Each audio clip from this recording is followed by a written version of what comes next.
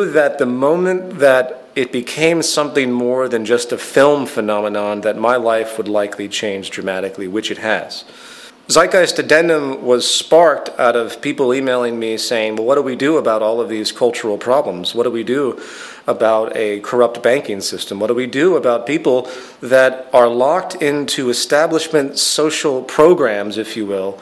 I consider the trains of thought and mind to be a program. I consider society itself to be a program that's running.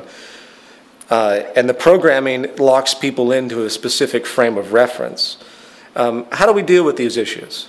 How do we do? What do we do? And Zeitgeist Addendum was an attempt at answering that question. After Zeitgeist 1 was released, it got into the hands of Jacques and Roxanne.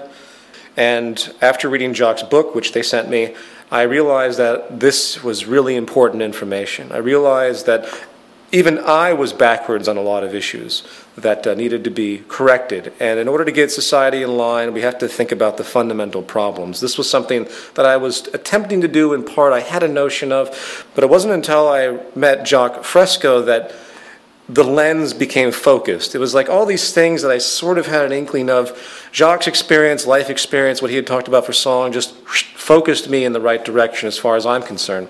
So I made a whole section with him in Zeitgeist Addendum, and that's how it took off. Anyone that chooses to challenge establishment orthodoxies, traditional worldviews, not to mention the system that we live in, sets themselves up for venomous attacks. I'm well aware of this. If you look back at the history of anyone that has chosen to challenge the establishment, it's a very dark history. There are a great number of people out there that know that something is wrong, but they do not understand the source of that wrongness because they are in the box of indoctrination. Socrates never speculated on the slavery that was existing during his time. That was normality to him.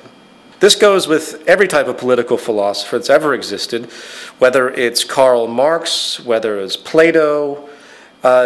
They're all locked into an established paradigm, and their thought processes can only go so far. And this includes probably myself. People are locked into a box. They see the box around them. They see the leaks and the holes and the cracks, and they go up to the cracks and they try to fix them. They try to patch the holes.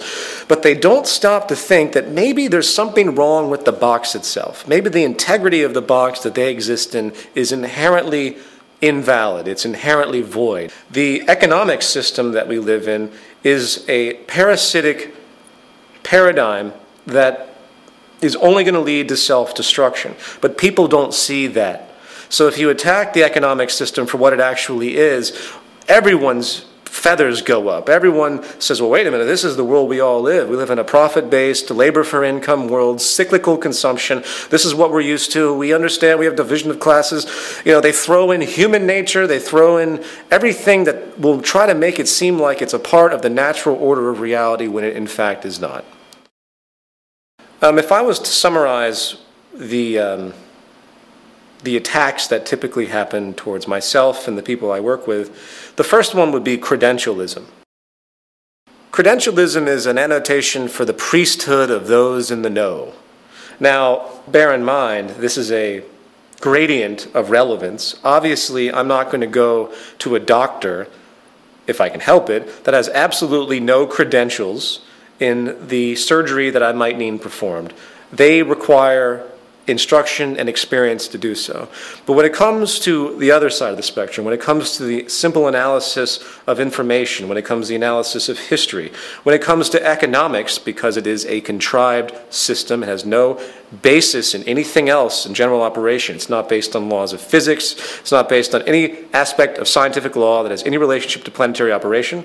Then suddenly it becomes very relevant to speculate as to what these things actually mean to society. It's a double-edged sword when you get a master's, bachelor's, PhD in a particular medium, because think about what you're actually doing. You're going through a curriculum that's been completely established for you by the institutions that have existed prior. When it comes to social things that have a great deal of subjective variance, you lose objectivity in that sense because you're literally indoctrinated into the beliefs that are presented.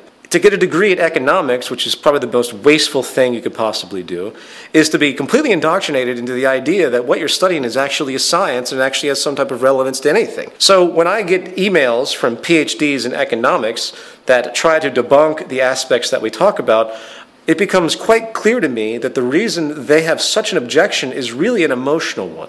It isn't an objective aspect. They have culminated an identity to themselves because of their belief system, and for me to take that away from them, to debunk their ideas about economics, is to take away their identity. It's easy to point out that some of the greatest minds that have contributed some of the most powerful inventions to our world have come from non-establishment institutions, have worked on their own. They've done their own study. They've guided their own direction of information. They didn't just sit in a classroom and take in the rote information, do the step-by-step processes as oriented by the establishment, and then grab their diploma and degree, and hey, now I'm an expert in a given field. The most tremendous minds, the most tremendous contributions comes from those that are outside of the box. I don't even need to give examples of that to make that known. So, back to my point, when it comes to social theory, if you will, credentialism I give zero weight to. Academia is a detriment to advancing social progress. Another form of attack simply comes from the cultural nuance, comes from the social programming, what we call the self-appointed guardians of the status quo. People that are suffering in the system just like anyone else, but their social identification is so powerful, they are so locked into the box, that they find it infuriating to think that what they're living is actually wrong, paradoxically. I get this all the time from people. The self-appointed guardians of the status quo are birthed in religion, birthed in economics, birthed in the illusion of democracy that we see today across the world, birthed in the various isms that are entirely pointless: capitalism, communism, fascism, socialism. You have the priesthood of the monetary system, the capitalists, if you will. You can give it that rhetoric. I don't use that word. It's meaningless. The monetaryism is the word I use. The pretense for acquisition of money is based on differential advantage, which is based on dishonesty, period. Then you have the priesthood of religious concepts, religious identification, and the idea that somehow we know everything already and there's a God and he's looking down on us, controlling everything. I won't even go into the paradoxes that come from that extremely narrow notion. So in other words, the biggest crutch to the evolution of human thought is breaking your own indoctrination. It's very, very difficult to overcome emotional elements that have become so ingrained in you that you have an immediate reaction, an immediate suffering and pain when anything interferes with that. And it's a very, very complex problem. But I'll say it again. We have to learn how to we have to learn how to identify and break our own indoctrination if we expect to move forward at all as a civilization. My name was put forward because I wanted to protect my friends and family from the association. People say to me, well, you should come out with everything. If you're going to talk about any of this stuff, then you're going to be prepared to deal with all of this and that you set up for yourself. I had an email that said that to me, criticizing me for not releasing my last name. And I thought to myself, you know what they're actually saying, anyone who actually says that is actually saying that Martin Luther King deserved to die, or that Gandhi deserved to die for making themselves known. I've gotten many death threats from the religious community. We live in a very fucked up, sick culture. We really do. The society is mentally ill. To be normal is to be messed up in this culture. So my name, Peter Joseph, at what point does my identity become absolutely transparent? Should I give people my social security number? Should I give them my tax returns? And just to throw it in there are plenty of people throughout history that have gone by their first and middle name, excluding their last name from their general communication and walks in their society, just like people often use their middle name and their last name. Those that have something against me for the things that I talk about want to find anything they can to try and to make me look like I'm hiding something or I have ulterior motives, and I expect that. But, whatever. It doesn't mean anything to me. I go by Peter Joseph. People can call me whatever the hell they want to call me. I'm constantly interacting, putting myself out there. I have nothing to hide. And even if someone finds out my real identity, where I live, who my parents are, who everyone in my friends are, it's not going to change a damn thing.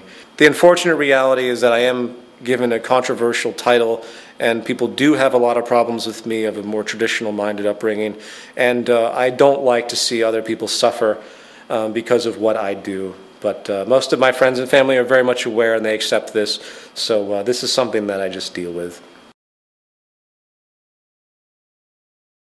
Anyone who thinks that I do what I do for notoriety reasons or monetary reasons or anything associated with self-interest